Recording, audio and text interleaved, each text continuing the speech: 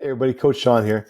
Listen, I know everybody wants that crushing forehand, right? And they want to be able to just rip it. And I'm not saying that you can't do it other than what Carlos does here, because you can. Yannick has a massive forehand, and he's not quite like Carlos. But what they both do is they get separation from the ball. So they're not swinging inside in or outside in. They're swinging inside out. Let me say that again. They're not swinging from the outside in. They're swinging from the inside out at the ball, and they have lots of separation from their body. So let's take a look at Carlos here. Let me just make this picture a little bigger. And you'll see him rip this forehand. Take a look at this closer, right? So I'm just going to replay that point. Return to his backhand. Carlos gets it back deep. Good return.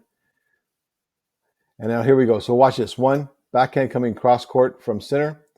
And you'll notice Alcaraz, the ball's coming at him. So the flight path of the ball, if you know, it's coming from the cross court side, crossing the Carlos is now forehand because he's run around.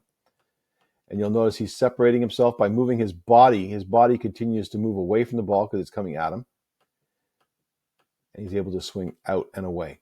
I always tell my kids, and I wish they would listen, to use his front hand as the guide, right? And make sure that that ball, that flight path of the ball, is outside that front hand, right? If you see the ball bounce and it's inside, when you look over your arm and the ball's inside your hand, you got to move your feet. You got to get out of the way, right, to allow for that separation. So let's see Carlos here. Out and away, and rips. Here comes the next one. Watch the flight path of the ball that comes over the net. It's coming slightly cross court. Then watch the next thing to look for that you can practice very, very closely. And I like straight arm, like Federer. Carlos has a bent arm slightly in the front, non-racket hand, right? But you can see it's clearly outside the flight path of his arm, his front hand, right? There's his front hand. It's clearly outside his front hand. And then in it comes. And now he's able to swing out and away from his body, right? And one more key notable here. The racket hand, this hand right here on the racket, does not go behind his back from Carlos. It says what I call chest side. So if we could draw a box from Carlos's face or just inside his head here down his chest, that hand stays inside the chest side.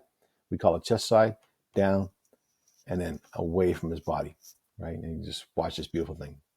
So if I were you, I'm going out and practicing that. I'm going to go out and say, okay, hey, how can I get better at my forehand? Well, Coach Sean says I required, for me, in order to hit a crushing forehand, Coach Sean says I need to separate from the ball. How best to do that? Use my non-racket hand as it separates from the racket as a guide, and make sure that if it's the straighter my front arm is and parallel to that, the better the guide is. Allow that flight path of the ball to be outside of that front hand, right? And then swing down and out and away from your body. All right, enjoy. Hope it works for you.